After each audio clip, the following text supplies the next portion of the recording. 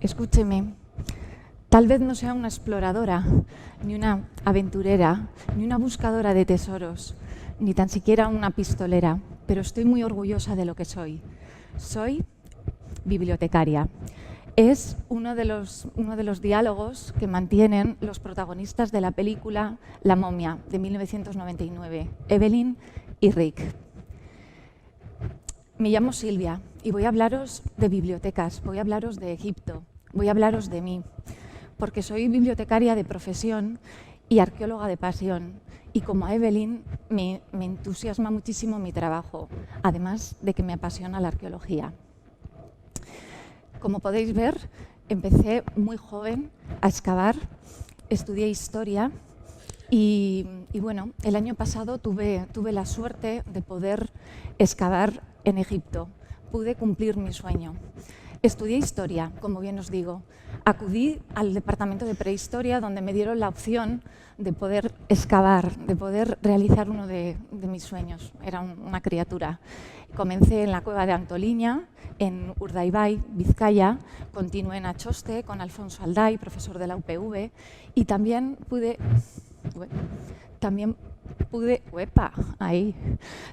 excavar en Italia, en la región de Grosseto, bajo sol de la Toscana, en un paraje preciosísimo. Y entre hayedos vascos y bajo el sol de la Toscana, estoy muy nerviosa, ya podéis disculparme. Gracias. Pasé mi tiempo, pasé mi experiencia. Cuando terminé la carrera, me dediqué al mundo de la biblioteca desde muy joven. Y podréis pensar, qué cambio, ¿no? Trabajar como arqueóloga y de repente formarte como bibliotecaria. Bueno, realmente documentar y excavar son dos términos que están estrechamente vinculados. Permitidme el símil entre una biblioteca y una tumba egipcia. Ambas son contenedores de importante y valiosísima información que, bien gestionado, generarán conocimiento, generarán el qué, respuestas, el qué, el cómo, el cuándo, el de qué manera, por qué, todo eso. Lo siento, estoy nerviosa. Todo ello, toda mi historia, la historia que pretendo contaros hoy, comenzó con un anhelo. Y Facebook y mi amiga Cayetana tuvieron en 2018 el resto, hicieron el resto. Facebook me anunció que el Instituto de Estudios del Antiguo Egipto buscaba gente para su siguiente campaña. Yo estaba muy ilusionada, pero cierto es que Cayetana fue la persona que me insistió durante meses para que actualizara mi currículum y lo enviara. Como podéis imaginar, el último día, a última hora, lo envié. La respuesta de Teresa Bettman, que es la coordinadora, fue inmediata, fue a los 3 días. Estaba dentro de su equipo, pero yo tuve la desgracia de no verlo hasta dentro de 8 días, hasta pasados 8 días. Mi mail se encontraba en la carpeta de spam. Moraleja, no dejéis de mirar nunca vuestra carpeta de spam, nunca se sabe. Mi pasaje a Egipto se encontraba en esta carpeta. Cuando lo vi, pues os podría contar un montón de cosas, un montón de historias bonitas, pero realmente lloré de emoción, porque bueno, es la satisfacción personal, es la satisfacción de decir un recorrido que ha merecido la pena. Mereció la pena mandarlo a última hora, el mail. Y finalmente yo estaba dentro de este proyecto, pertenecía al equipo de la 10ª campaña del proyecto Visir Amenhotep Huy. Teresa se puso en contacto, teníamos menos de 48 horas para mandar toda la documentación. Era un momento tenso, ¿no? Me entraron los 7 males, no os voy a decir lo contrario. Bien, estábamos dentro ya del proyecto, esto tornaba bien, estaba contenta. ¿Y quién impulsa este proyecto? El proyecto está impulsado por el Instituto de Estudios del Antiguo Egipto. Por el Instituto de Estudios del Antiguo Egipto, Tiene sede en Madrid, cobertura a nivel internacional y está capitaneado por el doctor Francisco Martín Valentín y por la egiptóloga y fotógrafa Teresa Bettman. Tras de sí, un largo bagaje, una larga trayectoria trabajando en tierras egipcias. Muy interesante, la verdad es que es interesante, pero ¿dónde se encuentra esta tumba? Es la tumba del visir. Vamos a ubicarnos. Al norte, el Cairo, a 600 kilómetros. Al sur encontramos el actual Luxor, que es la antigua Tebas, en realidad. El Nilo, el río Nilo, a su paso por esta localidad, nos divide en la orilla oriental y la orilla occidental. En la orilla occidental todo el mundo conocemos los colosos de Menón, el Valle de las Reinas, el Valle de los Reyes, Deir el-Bahari. Pues a 500 escasos metros de Hatshepsut, de la reina faraón, de la gran reina faraón, trabajábamos nosotros en la ATT número 28, en la tumba del visir Amenhotep Hui. Llevan 10 años trabajando, este año será la 11ª campaña. Han sido numerosos los hallazgos muy importantes, tremendamente bellos. Son hallazgos que han permitido al Instituto de Estudios del Antiguo Egipto plantear datos objetivos encima de la mesa en los que arrojarán luz sobre cuestiones vitales, sobre cuestiones muy importantes en el campo de la egiptología. Bueno, y como ya os he presentado el yacimiento, es importante presentaros al último turno. Las campañas duran 3 meses, yo me incorporé en el último con otros 4 compañeros y bueno, pues llegamos en noche cerrada, muchísimo frío. Quien haya conocido Luxor sabe el olor, ¿no?, a polvo, una mezcla de polvo y especias, es un olor muy característico, te haces enseguida. Nuestra casa era una casa alquilada, se encontraba en la orilla occidental. Y ahora viene lo bueno, el día a día. ¿Cómo transcurría nuestro día? Era muy duro, era realmente intenso. Nos levantábamos a las 5 de la mañana y Vigilit, el chofer de la misión, venía a buscarnos y a las 5:45, como un clavo, siempre nos esperaba. Muchas veces salíamos sin calzarnos por la carretera y nos calzábamos en la propia furgoneta. Estábamos a 7 minutos escasos del yacimiento y todos los días, todas las mañanas, de camino a la necrópolis, los colosos de Menón nos decían buenos días. Me gustaría que os imaginarais ahora mismo, de fondo, la montaña tebana, a un lado el templo de millones de años de Hatshepsut, el silencio, el amanecer, los colores del amanecer, los globos suspendidos en el aire y a sus pies la necrópolis. Era pura magia. Una de las imágenes más bonitas que he visto en mi vida. Fueron pues los mejores amaneceres, probablemente. Como os comentaba, la jornada comenzaba a las 6 de la mañana.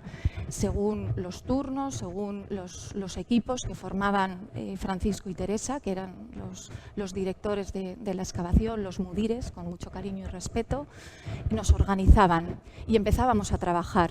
A las 10:30 aproximadamente se realizaba el fatur, el amaiquetaco vasco, para reponer fuerzas y seguíamos trabajando hasta las 3 de la tarde, cuando recogíamos nuestros bártulos y volvíamos de nuevo a casa a hacer las labores, como poner las labores del hogar, hacer la comida, el fatur para el día siguiente. Se madrugaba mucho y eso se notaba.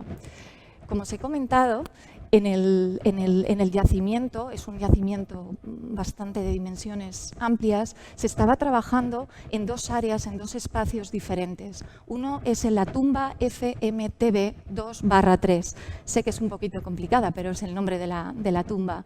Y además también se estaba trabajando en el corredor de acceso al patio, al aire libre, donde el trabajo era mucho más intenso, se tiraba de pico. Yo he aprendido este año a picar como buena vasca. El día que, todas las mañanas a las 6 de la mañana, cuando nos poníamos manos a la obra, Francisco y Teresa organizaban diferente en función de las necesidades y del terreno, de los hallazgos, del trabajo que se había quedado pendiente del día anterior, organizaban los equipos de trabajo. Aquel día, Teresa me dijo: Silvia, tú hoy trabajas en el interior de la tumba. No sé si voy a ser capaz de transmitiros la emoción que supone algo así, porque en ese momento sí que estaba cumpliendo uno de mis sueños y además sentía una gran responsabilidad. Era como entrar en una biblioteca milenaria y empezar a leer, a pasar las hojas, ¿no?, de este libro que, bueno, que lo lees una sola vez, porque la arqueología es lo que tiene y tenía que hacerlo bien. El acceso era complicado. Como podéis ver en las imágenes, sobre la superficie, bueno, el ambiente estaba muy cargado, hacía mucho calor y sobre la superficie encontrábamos restos de todo tipo y condición. Madera policromada, restos cerámicos, vendas, restos óseos y realmente, como diría Carter, cosas maravillosas que podéis imaginar. Eso era lo que nosotros realmente estábamos trabajando. Ahí se ve bien, estábamos contentos. En ese momento, en el momento que en el interior de la tumba estábamos en silencio, simplemente oíamos el tintineo de los paletines contra los escombros, contra los fragmentos de cerámica, contra la tierra. Eso contrastó drásticamente con los cánticos de los obreros egipcios que sonaban fuera, que estaban trabajando, necesitaban motivarse. Y yo en ese momento lo vi súper claro. Para mí todo cobró sentido. Por un lado, los madrugones, el frío, el intenso calor de las almediodías, los moratones, el cansancio físico, el esfuerzo, absolutamente todo cobró sentido. Y entonces me vi sacando capazo a capazo la historia de Egipto. Me vi capaceando, permitirme la expresión, si lo buscáis en la RAE, no está bien dicho, pero me vi capaceando la historia de esta cultura. Evidencia. Maravilla. Pero yo os estoy hablando de una historia egipcia. ¿Qué es lo que no puede faltar en una historia egipcia? Una momia, una o varias, o muchas. Pero de momento os voy a hablar de una. Al poquito de llegar tuvimos la grandísima suerte de que nos invitaron a la apertura oficial de un sarcófago intacto de la dinastía XVIII.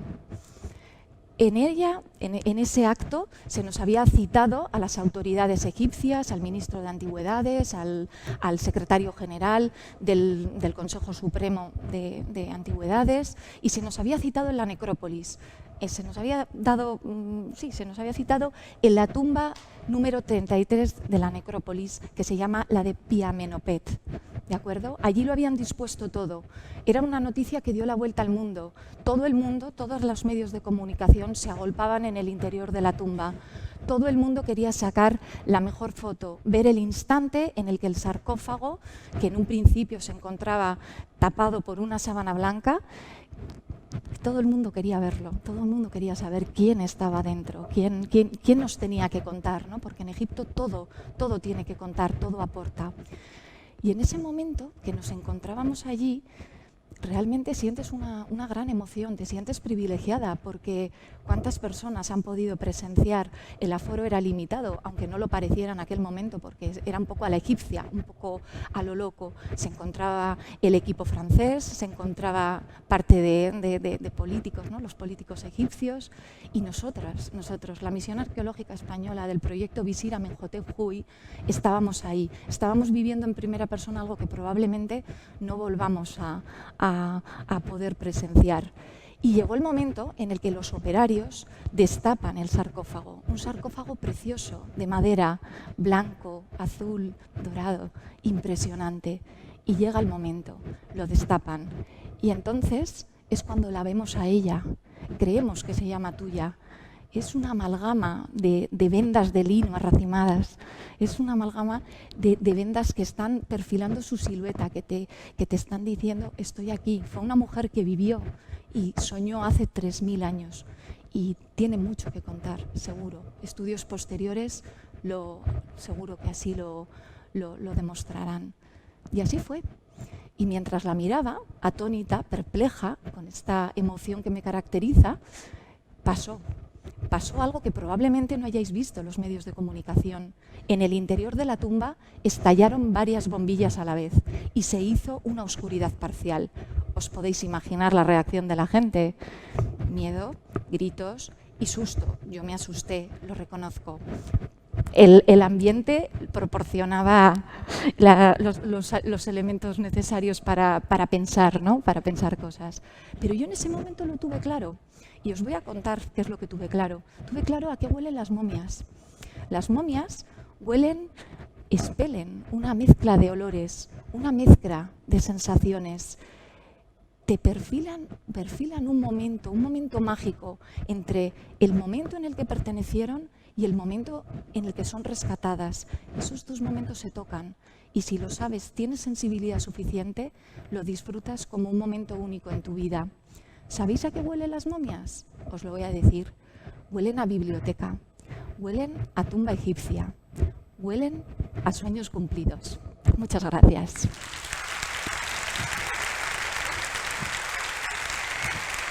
Gracias.